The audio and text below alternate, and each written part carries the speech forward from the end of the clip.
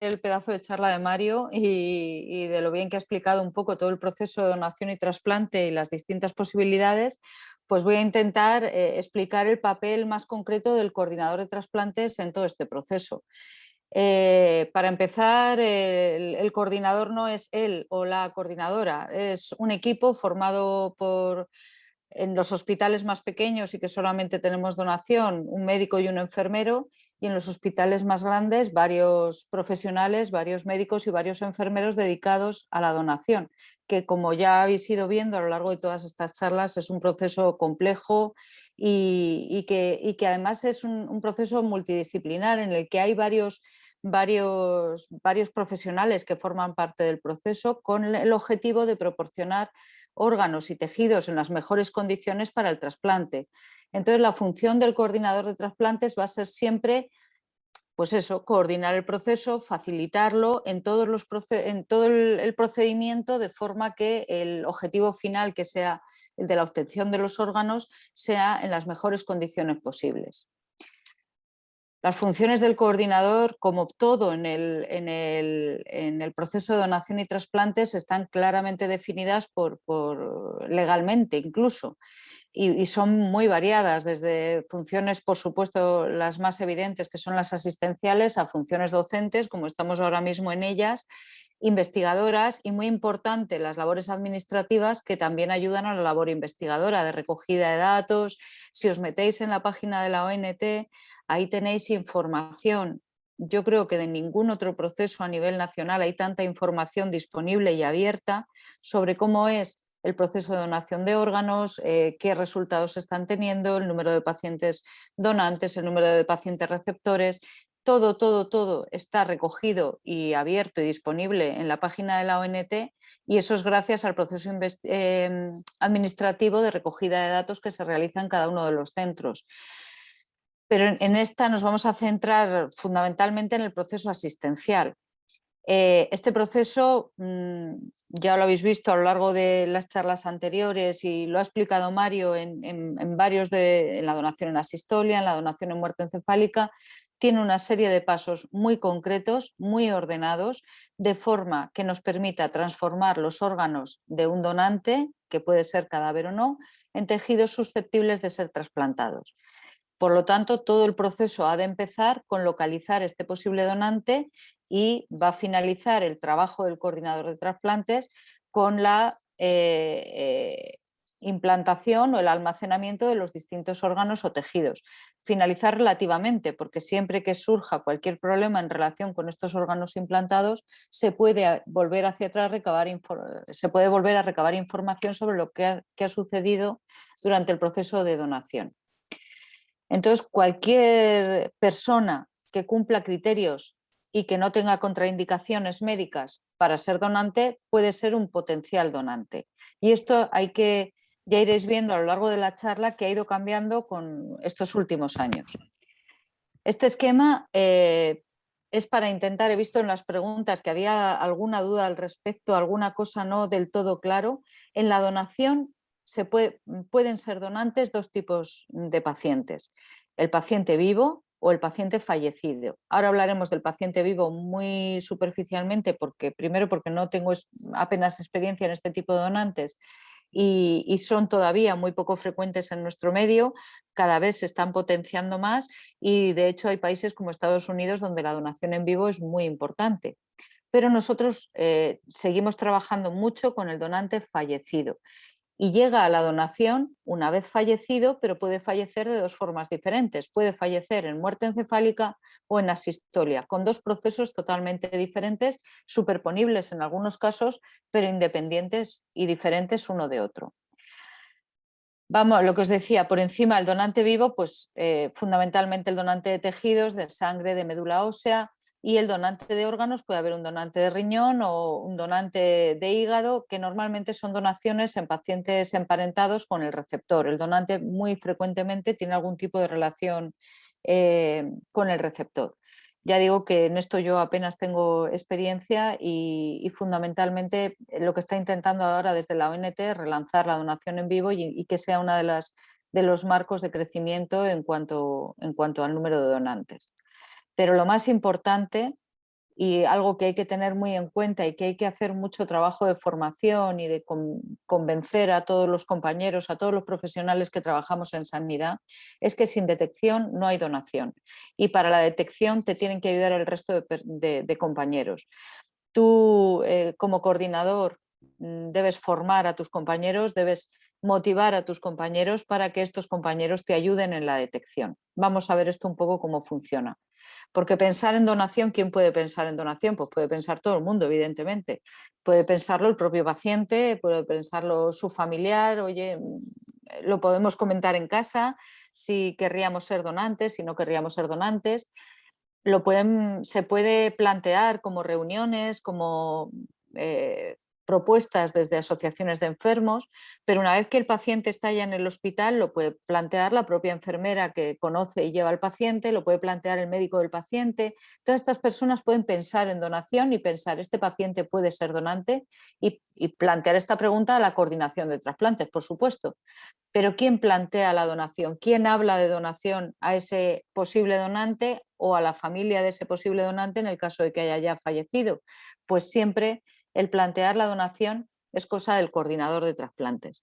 Es decir, que todo este proceso, cuantas más veces venga de fuera del coordinador, cuantas más veces lo piense el enfermero que lleva a ese paciente en la planta, en el centro de salud, el presidente de la asociación de enfermos a la que pertenece ese paciente, la familia del paciente, facilitará mucho la detección.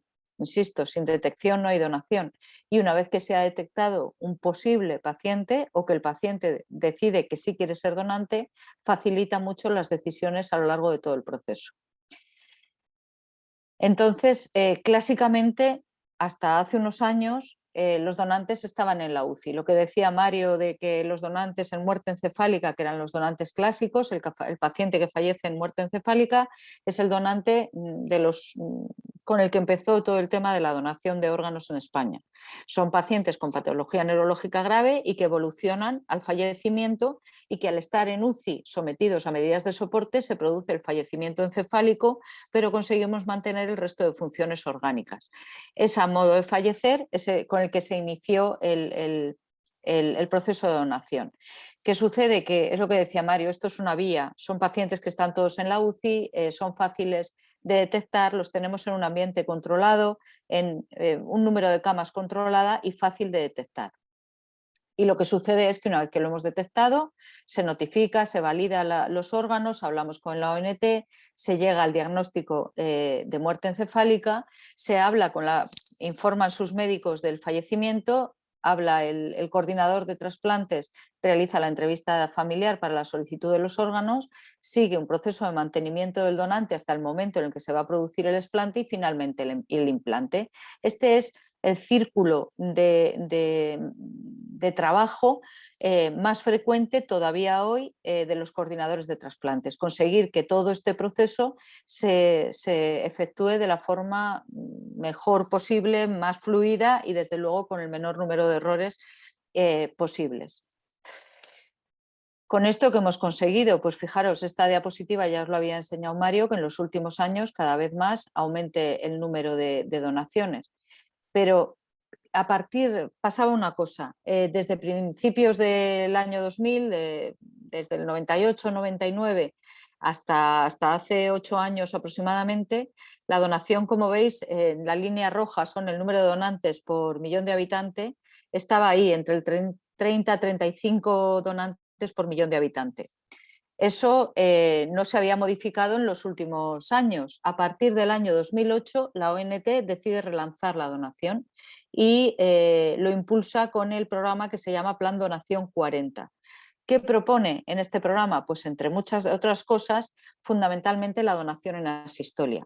Pero no es hasta el año 2012 en el que aparece el apoyo legal para poder realizar este tipo de donación, aparece un Real Decreto que apoya y nos da sustento para poder hacer este tipo de donación, en el que ya despega la donación en asistolia. Y a partir de este año, fijaros cómo se produce un crecimiento exponencial que consigue alcanzar lo que quería el Plan Donación 40. El Plan Donación 40 lo que buscaba era alcanzar los 40 donantes por millón de habitantes. Se alcanzó a partir del año 2017. Vale, Pues como veis, el conseguir este aumento en el número de donantes ha sido gracias en parte a la donación en asistolia, porque la donación en muerte encefálica se ha mantenido estable y ha sido el aumento de la donación en asistolia la que ha permitido que consigamos alcanzar esas metas. ¿Cuál era otra de las recomendaciones del Plan 40?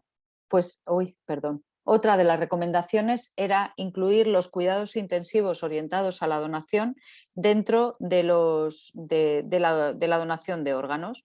Esto forma parte de la donación en asistolia, pero cambia mucho el trabajo de la UCI y la mentalidad de la UCI en cuanto al ingreso de pacientes, y esto ha sido difícil de conseguir.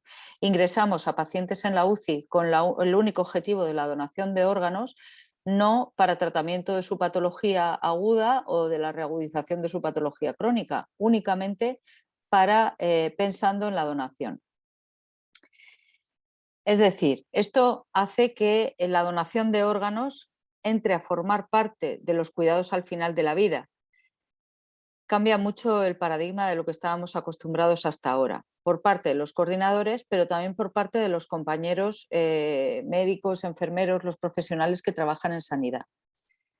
La donación de órganos se puede plantear en aquellos pacientes con mal pronóstico vital, pero que no tienen fallo de determinados órganos y, por lo tanto, con un adecuado soporte vital pueden llegar a ser donantes de órganos. Esto vale para pacientes con daño cerebral catastrófico o para pacientes en fase terminal de su enfermedad, como ha comentado Mario, fibrosis pulmonares o enfermedades neurodegenerativas tipo la ELA. Es decir, pacientes que sabemos que van a fallecer por sus enfermedades.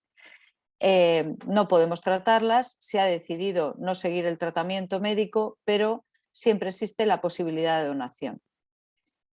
Todo esto, el llegar a este tipo de conclusiones, una vez más se debe al trabajo de la ONT, a los estudios que realiza la ONT, como por ejemplo este estudio, el estudio ACOR, en el que vio, si veis, hay 4 grupos de enfermos con daño cerebral catastrófico al final de la vida.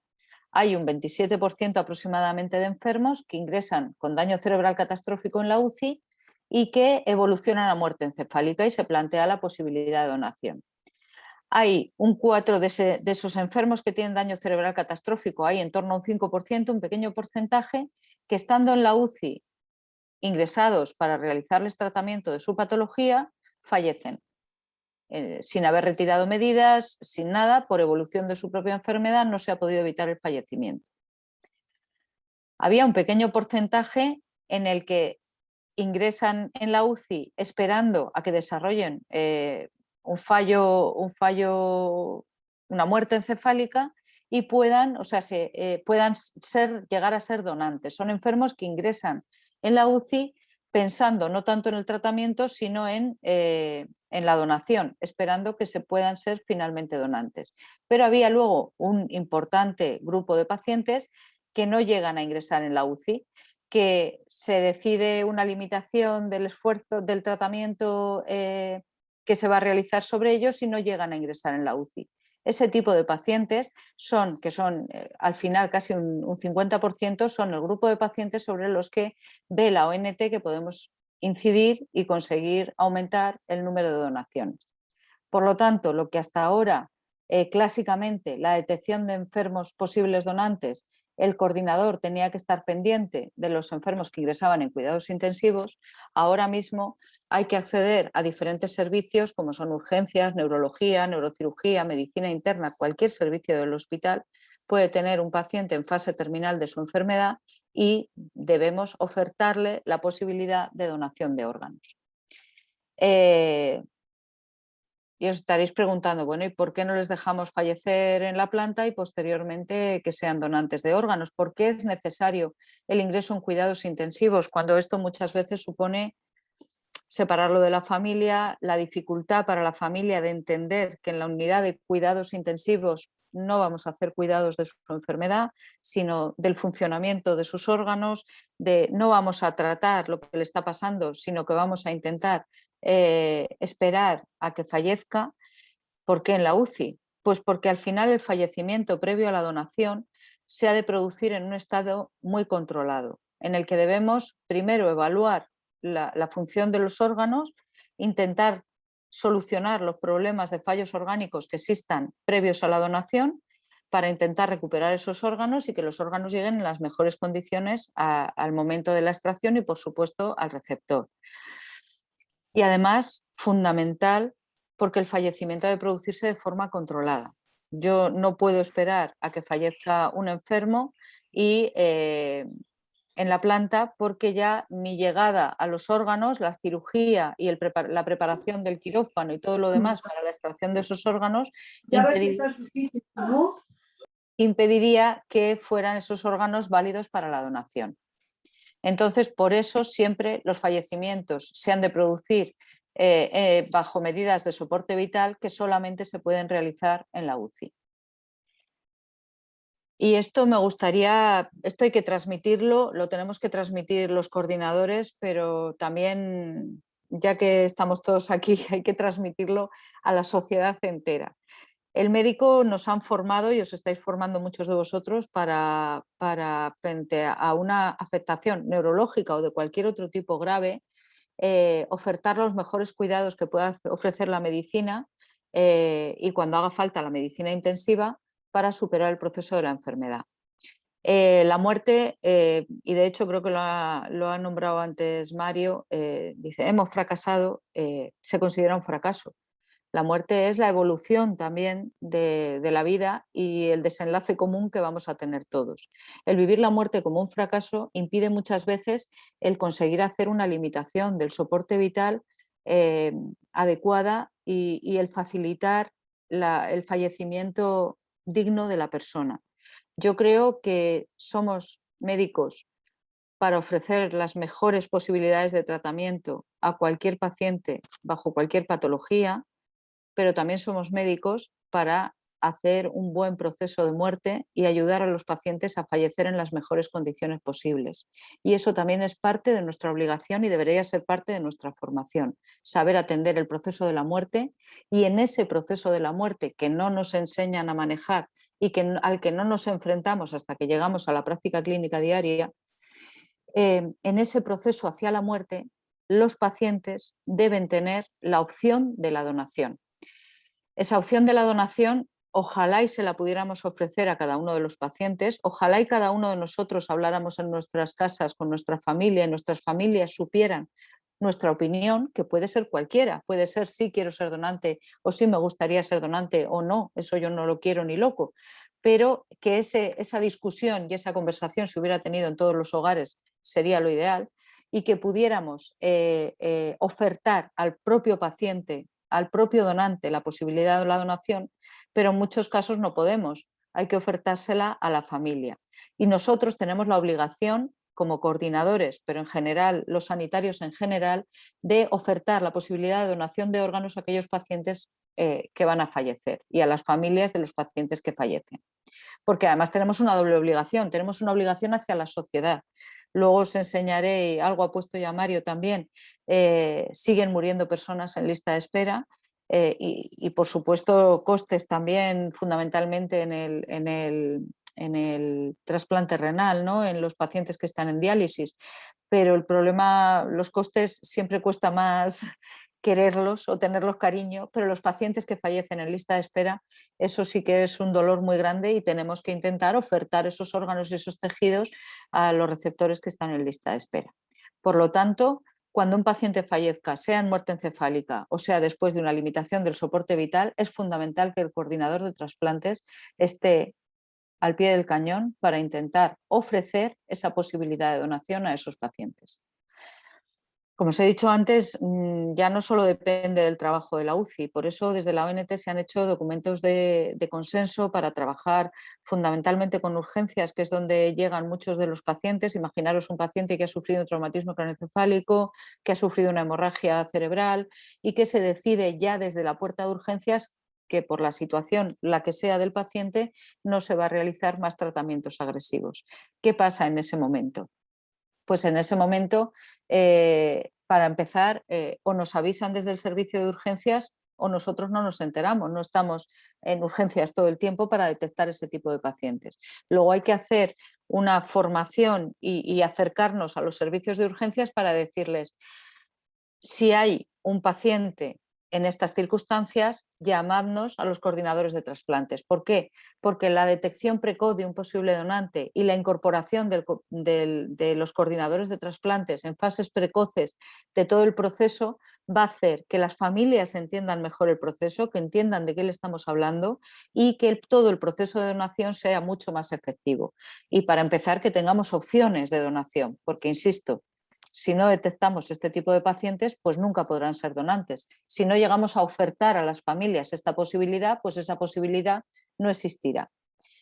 Entonces, volvemos al donante fallecido. Ya sabemos que hay dos tipos de fallecimiento de cara a la donación, cardiovascular o neurológico con la muerte encefálica. Ya os han hablado de la muerte encefálica, de cómo se diagnostica, de todo esto, aunque aquí no esté puesto con el BOE, todo esto está publicado y legalmente tenemos unas normas a seguir para diagnosticar ese fallecimiento por muerte encefálica y llega el paciente a la puerta de urgencias. ¿Qué sucedía? ¿Qué sucedía? No, ¿qué sucedía y qué sigue sucediendo con el donante clásico? Un enfermo que tiene, por ejemplo, una lesión aguda cerebral que se decide ingreso en UCI para tratamiento. Se realiza todo el tratamiento que sea posible, quirúrgico, médico, lo que precise el enfermo, pero el paciente, la evolución es hacia muerte encefálica. Se diagnostica de muerte encefálica, entrevista de donación, que es lo que os había contado antes. ¿Qué es lo que hacemos ahora?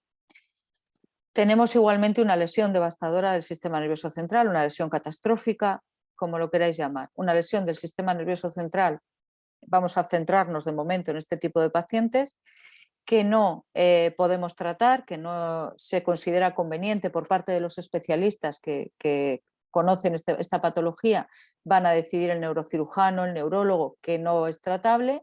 Entonces, hasta ahora o hasta hace unos años, este enfermo se derivaba a paliativos, a la planta, se hacía un tratamiento de sedación terminal o de paliativos hasta que el paciente fallecía o se quedaba con unas lesiones importantes.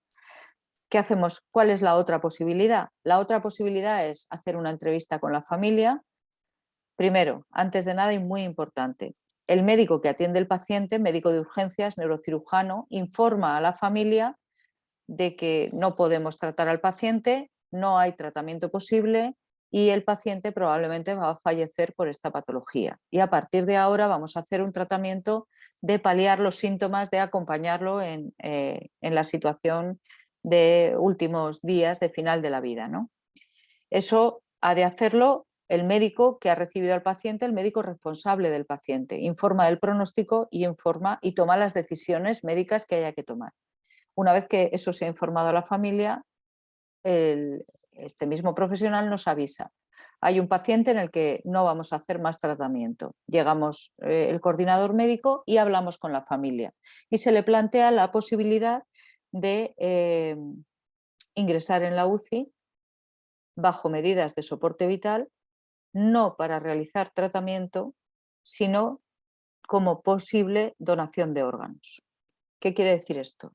Que tenemos que transmitir a la familia que no vamos a hacer ningún tratamiento sobre su familiar, que lo único que vamos a hacer es dar tiempo y mantenerlo en las mejores condiciones posibles para ver si puede ser donante de órganos. Inicialmente, en espera de si el enfermo desarrolla o no la muerte encefálica.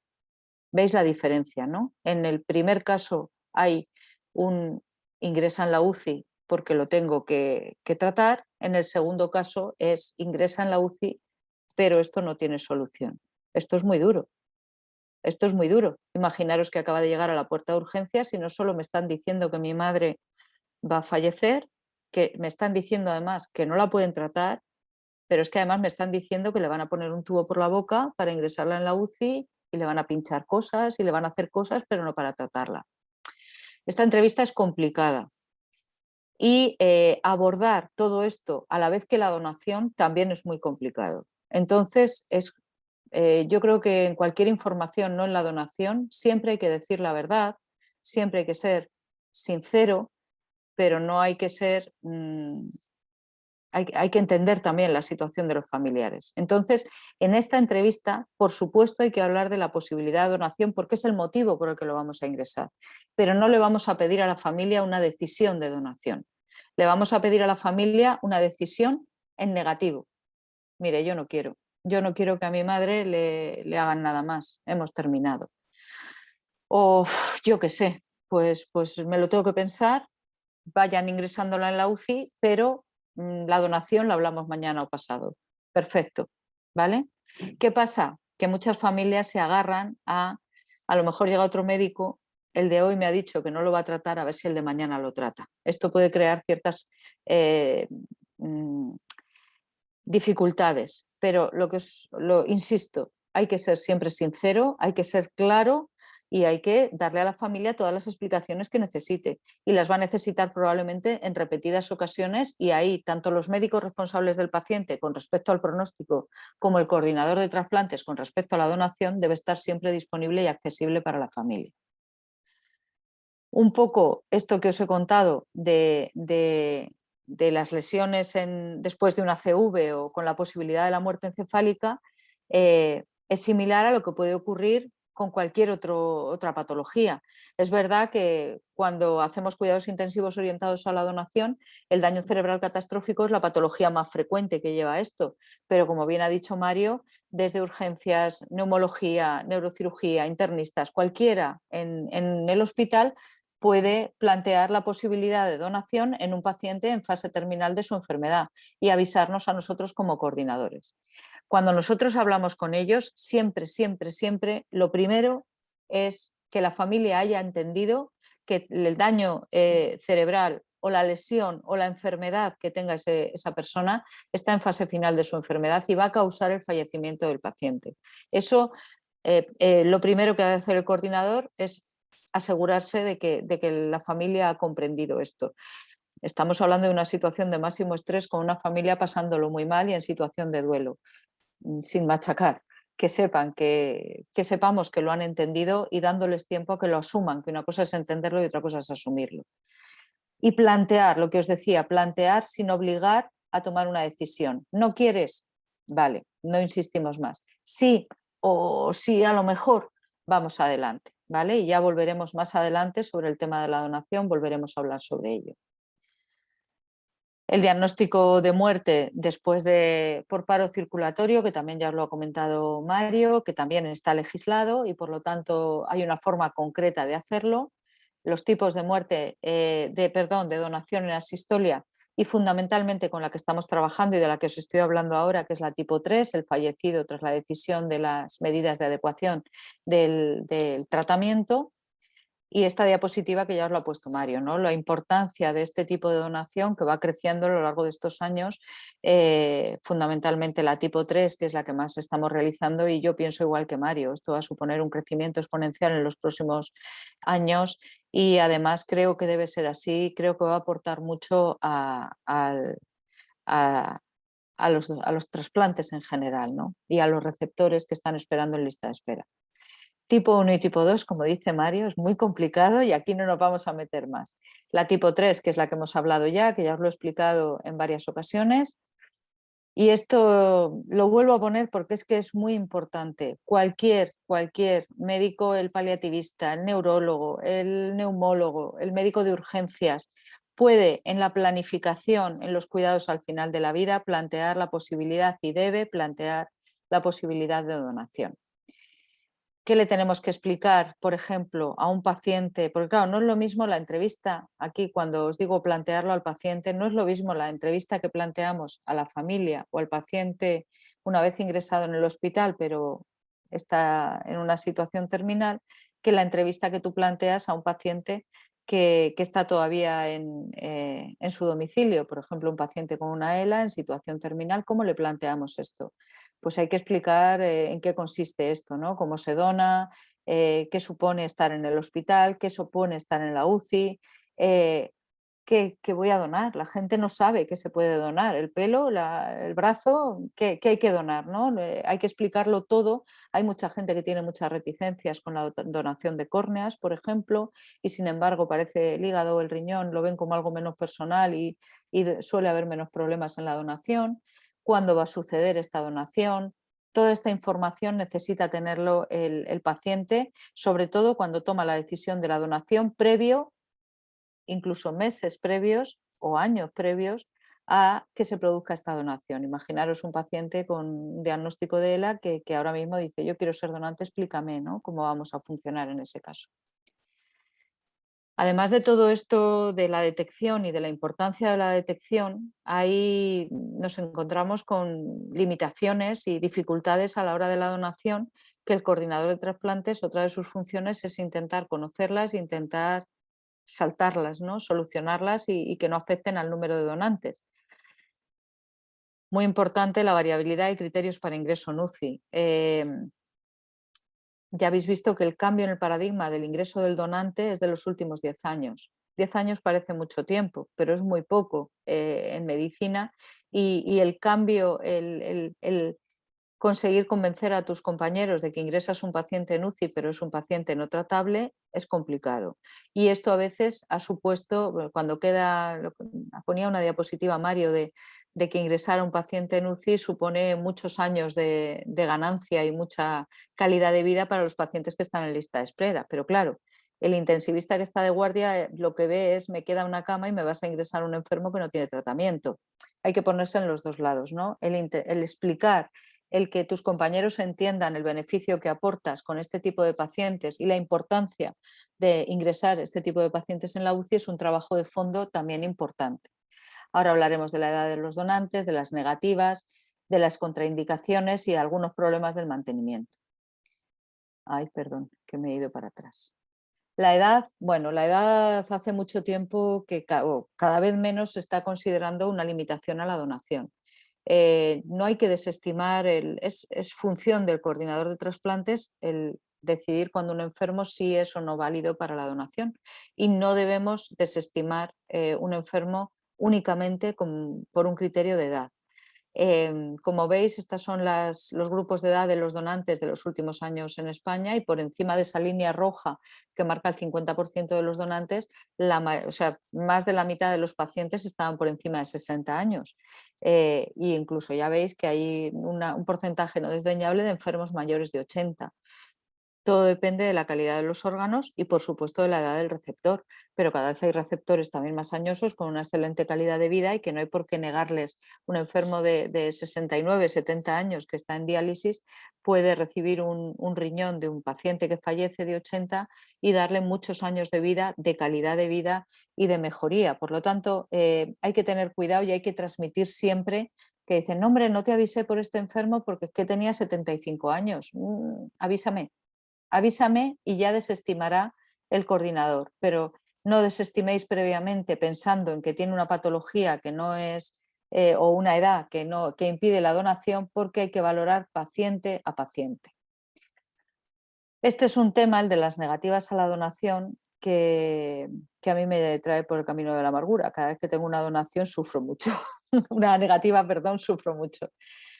Porque cuando uno cree en la donación y cuando uno realmente piensa en los valores que aporta, lo que consigues con la donación, la de pacientes que salen adelante con una calidad de vida estupenda gracias a un explante y a un donante, y gracias a la generosidad de las familias, pues cuando tienes una negativa, uno siempre se queda con la duda de si podía haberlo hecho mejor, ¿no? Hay que seguir trabajando día tras día tras día en la entrevista de donación, no en intentar convencer. A mí no me gusta convencer a nadie, intentar no impedir la donación, ¿no? Por supuesto, cada uno es libre de decidir, pero hay que luchar en medios de comunicación, en formación que se hace en los institutos, formación, por supuesto, en la universidad, no en medicina, sino en el resto de universidades, para intentar hablar previamente de la importancia de la donación. Por eso lo mismo que os decía antes, si hablamos en los hogares, si cada uno en su casa habla de donación y tú has hablado alguna vez con tu padre o con tu abuelo de lo que quiere hacer, llevas mucho trabajo hecho. Luego llegará el momento o no llegará, se podrá plantear una donación o no se podrá, pero si eso se ha discutido, si sale en Telecinco y lo discutimos en las casas, permitirá facilitar mucho la donación y disminuir mucho las negativas familiares. Hay que trabajar en esto y hay que hablar de donación mucho, hay que hablar mucho de donación y sacar el tema siempre que sea posible. ¿Existen contraindicaciones en la donación? Por supuesto, fundamentalmente enfermedades neoplásicas, enfermedades infecciosas y cualquier patología que produzca una desestructuración completa del órgano. Quiero decir, si imaginaros un politraumatizado que sufre un traumatismo hepático y el hígado está roto, pues evidentemente no puede ser un donante hepático, ¿no? Pero a pesar de eso, yo cuando doy estas charlas de donación en mi hospital siempre digo lo mismo. Si pensáis que un paciente puede plantearse la donación, no lo desestiméis, llamadme y yo lo veo, porque cada vez más, luego hablaremos de los pacientes donantes de riesgo no estándar, cada vez más se amplían las posibilidades de donación, se amplían los tratamientos que en el receptor, mejoran las posibilidades diagnósticas y de tratamiento y hace que muchas enfermedades que en algún momento fueron contraindicaciones para la donación ya no lo sean. Entonces, por si acaso, está claro que un cáncer metastásico no va a ser un posible donante por el riesgo de transmisión en el receptor, pero por si acaso que lo vea el coordinador y sea la decisión y la responsabilidad del coordinador decidir un rechazo de un paciente como posible donante. Porque lo que os decía, existen lo que se llama, por supuesto, de nuevo, la ONT, todo lo lleva súper controlado, súper estudiado y cada donante y cada receptor se sigue a lo largo de los años para saber exactamente qué estamos haciendo y cómo nos va y para poder mejorar. Y existen lo que se llaman donantes de riesgo no estándar. ¿Esto qué es? Pues son pacientes que dicen, no, si el paciente tiene una infección activa no lo vamos a trasplantar. Pues se han trasplantado pacientes con infecciones activas, se han implantado órganos de donantes con infecciones activas y se han implantado órganos de pacientes con neoplasias que posteriormente, o bien porque el diagnóstico ha sido posteriori o porque eran neoplasias no metastatizantes, en fin, todo esto se sigue y se evalúa y evidentemente se siguen a los receptores para saber exactamente qué ha pasado. Y ya os adelanto que en donantes de riesgo no estándar no ha habido aparición de la enfermedad, salvo en casos muy concretos creo que hubo un caso de una neoplasia no detectada en el donante que apareció en el receptor y se detectó a posteriori o se encontró a posteriori en la historia clínica esa neoplasia. Y esto nos ha pasado un poco con el COVID. El COVID se puede considerar un donante de riesgo no estándar. Es un proceso infeccioso, como afecta, no llevamos ahora justo un año de pandemia. ¿Qué hacemos con un posible donante que ha pasado el COVID? Pues ha habido ya donantes que han pasado el COVID y que por diferentes circunstancias han fallecido y han sido donantes. Y todo eso lo está siguiendo la ONT. Previo a la donación, con toda la seguridad y todos los controles necesarios para asegurar lo más, es que no quería ser redundante, pero lo voy a hacer, asegurar lo más seguro posible que no hay riesgo de transmisión, pero haciendo un seguimiento posterior para, vale, yo pensaba que no había ningún riesgo de transmisión, pero luego qué pasa, ¿no? Y hasta el momento no ha habido ninguna reactivación, ningún problema con los donantes COVID. Por eso digo que no rechazar ningún enfermo eh, si no ha sido valorado por los coordinadores de trasplantes y en muchos casos yo cuando tengo una duda lo que hago es hablar directamente con la ONT. Oye, tengo este tipo de donante, ¿qué opináis? ¿Es un donante válido? Bueno, con la ONT, por supuesto, y con Mario, que es el que tengo siempre ahí para echarme una mano cuando surge cualquier duda. ¿Qué hacemos con este paciente? ¿Es un posible donante? ¿No lo desestimamos? Siempre le damos muchas vueltas. Fijaros, desde 1941 estamos a vuelta con los trasplantes y está claro que al final, esto lo ha comentado Mario también, el trasplante renal es la mejor alternativa al tratamiento de los pacientes con insuficiencia renal terminal en términos de coste, de supervivencia, de calidad de vida. La terapia coste efectiva, sin duda, más efectiva a lo largo del tiempo, pero es que hay algunas patologías como en el trasplante hepático, en el cardíaco y en el pulmonar en el que no hay más o conseguimos en cierto tipo de patologías un órgano que sustituya al órgano enfermo del paciente o el paciente va a fallecer. Estos son datos del año pasado. En lista de espera de un corazón fallecieron 16 personas, en lista de espera de un pulmón fallecieron 16 también y no veo el trocico de la lista de espera del hígado, pero también hay un número de fallecimientos importante. ¿Qué quiere decir? 41. 41 más. En el hígado siempre más porque hay muchos más en lista de espera. Fijaros que se incluyen, o sea, a pesar de que se hacen un montón de trasplantes, más de 1000 en el hígado, 300, 200, un montón de trasplantes al año de cada órgano. A pesar de eso, sigue habiendo muchos enfermos en lista de espera y sigue habiendo fallecimientos. Por eso no debe decaer esa actividad. Sí, lo hacemos muy bien, somos los mejores del mundo, tenemos un montón, sí, pero se sigue muriendo gente en lista de espera. Luego, todas las palmaditas en la espalda que queramos, pero tenemos que seguir trabajando porque todos estos fallecidos, si hubiéramos encontrado un donante compatible, probablemente no estarían fallecidos. Y estos son solo los del año pasado. Luego, esta necesidad sigue existiendo y tenemos que seguir trabajando para seguir consiguiendo que estos pacientes no fallezcan. ¿Y qué hace la ONT en este trabajo para seguir adelante? Pues ya os acordáis que os he comentado antes el plan 40, pues ya tenemos el 50, el plan 50-22, que lo que busca es eso, el futuro del trasplante en España, llegar a conseguir 50 donantes por millón de habitantes antes del año 2022. Nos ha hecho polvo el COVID, claro, nos ha hecho polvo. Íbamos bien, algunas comunidades autónomas, y ahí está Murcia, ya estábamos por encima del 50 donantes por millón de habitantes. Ya os digo que este número de la comunidad autónoma de Murcia es fundamentalmente al gran trabajo que está realizando Mario en la Risaca y su equipo de coordinación de trasplantes, y los demás hospitales humildemente colaboramos en todo lo que podemos, pero el mayor número proviene de la Risaca. Pero fijaros que si os dais cuenta, Murcia el año pasado alcanzó, vamos, en 2020 alcanzó ese número de donantes, que alcanzar ese número de donantes en el año que hemos pasado tiene muchísimo, muchísimo, muchísimo mérito. Como siempre, las comunidades del norte tienen tasas de donación más altas que las comunidades del sur, excepto Murcia, pues que por suerte y gracias al trabajo de todos los profesionales que nos dedicamos a esto y fundamentalmente en la Risaca, pues estamos consiguiendo unas tasas de donación muy importantes.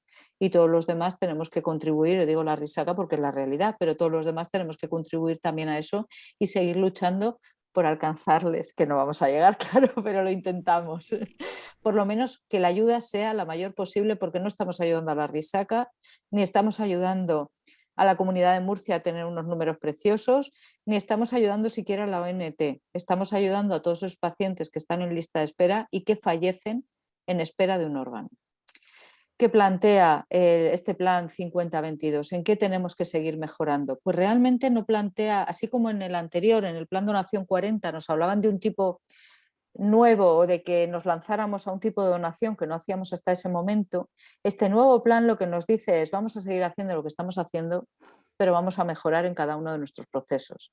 Primero y más importante, detectar todos los pacientes que sean posibles donantes. Nos pide un esfuerzo a los coordinadores de detección, de estar encima, de hacer mucha labor de formación en nuestros hospitales para mejorar la detección de los posibles donantes. Intentar mejorar los protocolos de mantenimiento. No perdamos ningún paciente durante el proceso, desde que se decide la donación y se acepta la donación hasta que se produce la extracción del órgano. Que el mantenimiento de ese donante sea lo mejor posible para que los órganos lleguen en las mejores condiciones posibles al receptor y no perdamos ninguno.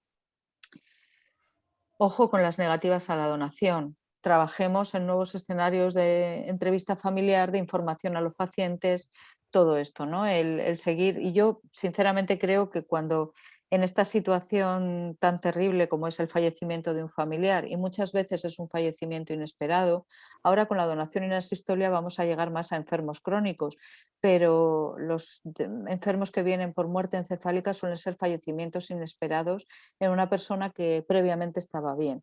En esa situación de sufrimiento extremo de las familias, el haber podido llegar a esas familias antes, el que esas familias hayan hablado antes de donación en su casa, facilita mucho las decisiones, porque en una situación de shock cuesta mucho a veces que la familia ya no tome una decisión, pueda escucharte, porque no, les cuesta mucho y no están a veces para eso, ¿no? Entonces es complicado. Ya creo que tenéis talleres de, de entrevista familiar y eso es precioso y es una formación preciosa. Y por cierto, hago un inciso, hacedlos con mucho interés porque eso os enseñará a informar. Yo he aprendido mucho de la información, de malas noticias que te puede pasar y tener que darla siendo traumatólogo, cirujano, médico de urgencias o lo que sea, cualquier especialidad médica. Las entrevistas con las que me he formado para la donación me han enseñado a enfrentarme a cualquier entrevista familiar a lo largo de mi trabajo diario como intensivista, independientemente de la donación, ¿eh? O sea que aprended mucho de esas entrevistas que ayudan mucho en toda la vida laboral de un médico. Las negativas judiciales hoy por hoy no son un problema. También tenéis una charla del forense, de uno de los forenses de aquí de Murcia. La colaboración es total, la ayuda de todos los jueces y forenses de la comunidad es estupenda y gracias a Dios tenemos poquito que mejorar en esto, aunque lo que no debemos hacer es perderlo, ¿no? Dar pasos atrás. En este caso nosotros estamos muy bien en esta comunidad sin problemas en cuanto a negativas judiciales. Y los órganos descartados, lo que pide este plan es, ojo, antes de descartar un órgano, lo mismo que con un paciente en general, cuando abren en la cirugía, ellos ven las características de los órganos, los cirujanos, intentando descartar órganos hasta estar realmente seguros si hay que hacer anatomía patológica, intraoperatoria, lo que sea, para intentar no perder órganos. Fijaros, todas estas donaciones, el año 2020 ha bajado ya sabéis por qué, hemos bajado mucho en el número de donaciones y aún así se han implantado casi 4.500 órganos. Hay que seguir, son muchos pacientes y esto es un trabajo enorme a nivel nacional, pero fijaros la cantidad de pacientes sino que hubiéramos perdido a lo largo de este año, ¿no? Y sí, estamos muy bien, fijaros, ahí no se ve nada, os la he puesto adrede, ya sé que no se ve nada, pero la rayita de arriba es España y el resto son el resto de países en cuanto a donación, en azul donante fallecido, en rojo donante en vivo. Inmediatamente después, debajo de la nuestra, que estamos arriba, está Estados Unidos, que tiene un programa de donación en vivo más potente que el español, pero en donantes fallecidos somos los número 1 a nivel mundial. En fin, que lo que os quería decir es, primero, que no sé si lo he dicho al principio de la charla, que siempre me gusta decirlo en estas charlas, gracias por interesaros por la donación, gracias por intentar aprender un poquito más de este tema, que habléis mucho en vuestras casas y con vuestros amigos de este tema, que lo saquéis siempre que podáis, porque la donación es un acto de generosidad que emociona mucho cuando lo vives en directo y que ayuda a salvar vidas siempre. Así que ánimo y adelante con todo esto y que no se haga muy largo el curso. Nada más.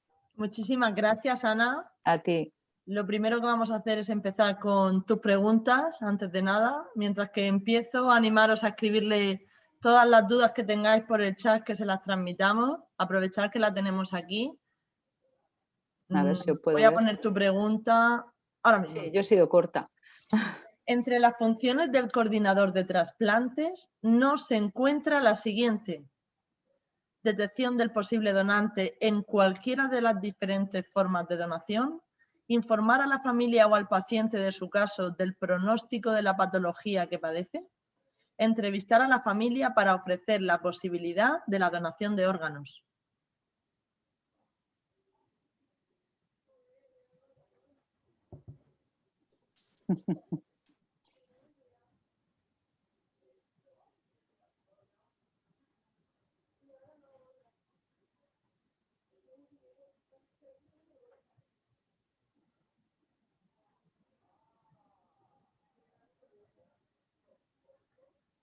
Si alguien tiene alguna duda.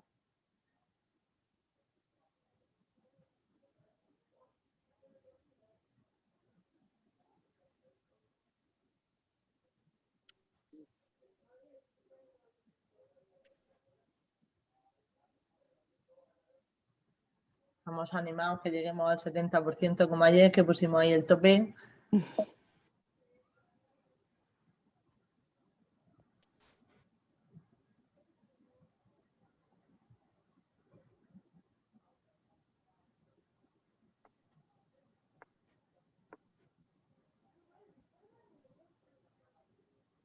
¿Cuál de estas opciones no es una función del coordinador de trasplantes? ¿Vale? ¿Todo el mundo ha votado?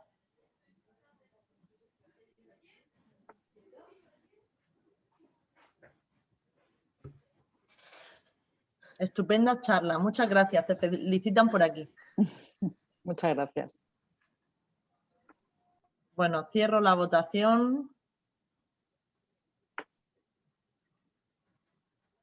lo que quería con esta pregunta es, creo que ha quedado claro y que la mayoría habéis respondido efectivamente, que no es función del coordinador hablar de la patología del paciente. No, no, porque además deben quedar claramente separadas la patología de la donación. Una cosa es el tratamiento de la patología, sea la que sea del paciente, y las decisiones al final de la vida de limitación, no limitación, sedación terminal, lo que decida el médico que lleva a ese paciente, y otra cosa es la donación. Y yo, como coordinadora, no decido cuándo ha finalizado el tratamiento del paciente. Yo no decido cuándo iniciamos una sedación terminal. No decido cuándo no hay tratamiento posible para una determinada enfermedad. Eso no es mi función. Eso lo decide el médico que lleva al paciente y es muy importante separarlo. Fijaros, es muy importante separarlo para que la familia del donante o el propio donante lo tenga claro, pero es más importante todavía separarlo de cara a los compañeros, de cara a los profesionales. Los profesionales deben saber que tú como coordinador no vas a influir en nada en sus decisiones. Tú no vas a apretar, a sugerir, nada, nada, nada, nada. Yo cuando tú decidas, cuando tú opines que ha llegado el momento de parar, de sedar al paciente, de ayudarle a fallecer, de acompañar su fallecimiento, en ese momento me avisas. Antes no. Yo no tengo nada que ver con la patología y debe quedar claramente separado porque si no aparecerán conflictos. Qué importante, Ana, en este caso el trabajo en equipo, ¿verdad? Y lo que tú antes comentabas de la formación en el proceso de la muerte y saber Claro, conceptos, tener conceptos claros, básicos. sí. El Sí, proceso de la muerte creo que desgraciadamente lo aprendemos en la vida profesional y no en la vida estudiantil. En la vida estudiantil solo nos enseña el proceso de la vida y cómo curar y cómo mejorar, que claro, que es lo que tiene que ser, que somos médicos. Pero como médicos también deberíamos tener una parcela de formación en cuanto al fallecimiento.